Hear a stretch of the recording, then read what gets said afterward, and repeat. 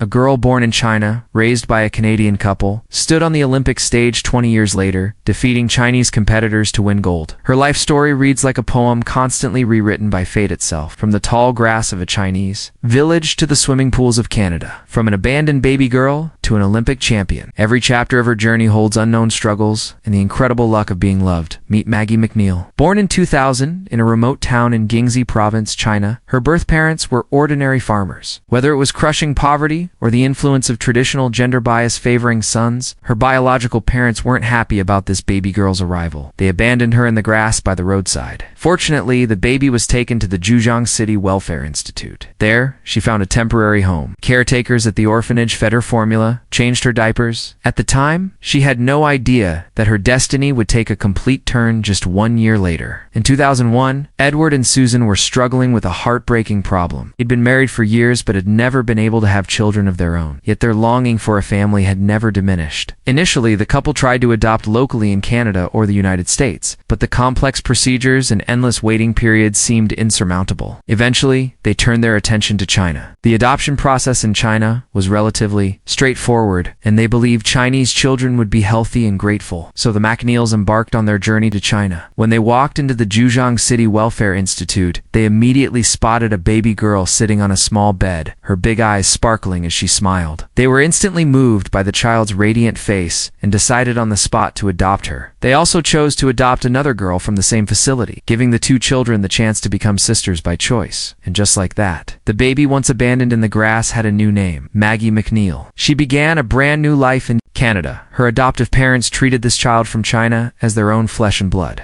doing everything they could to meet her needs from day one. When Maggie was just 17 months old, the family moved into a large house with a swimming pool. To prevent the sisters from accidentally falling into the pool when unsupervised, the parents decided to teach them how to swim, but something unexpected happened. In their backyard pool, Maggie showed an extraordinary interest in swimming. By age 8, Maggie was competing in local aquatic club meets. Her performance in the pool absolutely amazed her parents. Recognizing that their daughter might have a natural talent for swimming, they began seeking out professional coaches and enrolling her in systematic training. But the road to chasing dreams is never smooth sailing. At age 12, Maggie tried out for Canada's national junior swimming team. Her parents had high hopes for her. But right before the trials, Maggie was hospitalized for an asthma attack. The doctor told her it was exercise-induced asthma. When the doctor learned that Maggie had been training intensively in swimming, he explained that the chlorine used to clean pools could worsen her condition. This news devastated Maggie. She didn't want to give up swimming, but she had to take care of her health. Although she didn't make the national junior team, she still held on to big dreams for swimming. So her parents decided to hire a professional coach and accompany their daughter to training every single day, supporting her participation in various competitions. Throughout Maggie's journey, her parents remained her strongest support system. Her mother Susan managed the household, making sure both her daughter and husband Ed got proper nutrition and adequate rest. Her father Ed drove Maggie to training venues every single day, never missing a session. Unlike China's competitive sports system, Canadian athletes have to pay their own way, finding training facilities, registering for major competitions, hiring coaches. Only when participating collectively in international competitions does the country provide symbolic financial support.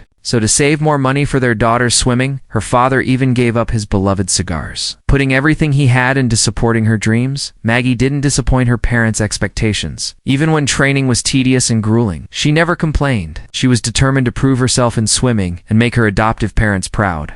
With her family's full support, Maggie began making her mark in competitive swimming. At 11, she set a new Ontario provincial record in the women's 200-meter butterfly and won silver at the Canadian Swimming Championships. In high school, she attended the prestigious Sir Frederick Banting Secondary School, balancing academics with continued training. In 2018, she earned admission to the University of Michigan with excellent grades, joining the swim team led by renowned coach Mike Kazand. Here, she moved closer and closer to her dreams. Then came 2019. At the World Swimming Championships in Gwangju, South Korea, 19-year-old Maggie stepped onto the international stage representing Canada for the first time. Although it was her debut on the world stage, Maggie stood poolside with complete confidence. In the women's 100-meter butterfly final, her competitors included Swedish star Sarah Shastrom, who held the world record at the time. When the starting gun fired, Maggie and Shastrom dove in simultaneously. At the 50-meter turn, Maggie was still in 5th place. race. But in the final 50 meters, she surged forward with explosive speed. She touched the wall at 55.83 seconds, claiming her first major championship title while breaking the America's continental record. This victory was more than just a gold medal. It was payback for years of dedicated training. As the gold gleamed on her chest, this debut performance in front of the entire world made 9-year-old Maggie an instant sensation. But winning the championship didn't make Maggie stop pushing herself. She continued breaking through her own limits. Before long, it was 2021. The Tokyo Olympics became the stage where Maggie would prove herself once again. This time, her goal wasn't just to repeat her success. She wanted to surpass herself. The women's 100-meter butterfly final once again became the center of attention. Her competitors included Chinese star Zhang Yufei. In the race, Maggie once again demonstrated her speed and power. In the final sprint, Maggie and Zhang Yufei were virtually neck and neck until the timer stopped. Maggie, 55.59, Zhang Yufei, 55.64. Just 0.05 seconds separated them. Maggie had won. She defeated Zhang Yufei to claim the gold medal. This wasn't just Maggie's first Olympic gold, it was Canada's first gold medal of these Olympics. In that moment, she became a Canadian hero. After winning gold, Maggie found herself swarmed by media from all directions.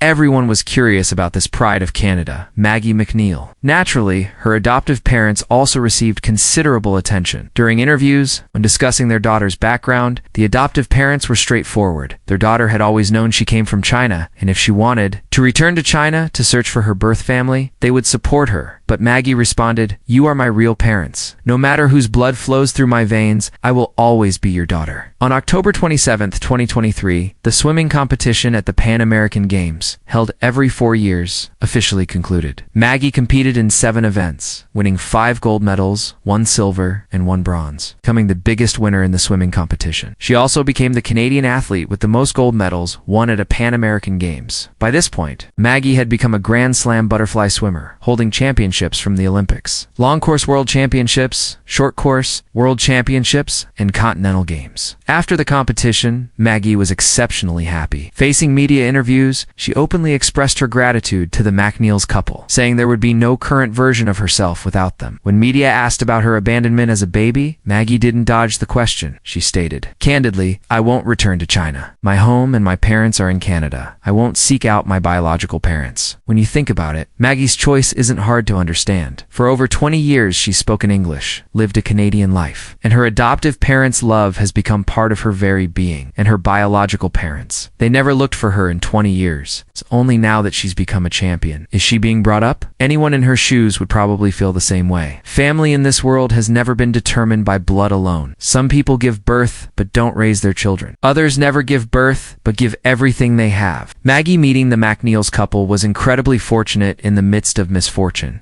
She's proven with her life that real family members are those who hold you tight when you need them and say, "Don't be afraid, I've got you." Maggie's life is like a script that's been completely rewritten. From the moment she was abandoned, her fate could have taken a dark turn. But the arrival of the McNeil's couple infused her story with warmth. It was their patient companionship at poolside. It was her father stubbing out cigars to save money. It was her mother's carefully prepared nutritious meals. These acts of love slowly healed the wound of being abandoned and provided the fertile ground for her swimming talent to flourish when she defeated Chinese competitors on the Olympic stage. Some people might remember where she was born, but most people see how a life nurtured by love gave everything she had. When she firmly declares, "My home is in Canada," we really don't need to get caught up in the complications of blood relations. For 20 years, it was her adoptive parents' daily dedication that taught her how to love and be loved. It was life in Canada that shaped her into who she is today. Family in this world has never been something that blood alone can define.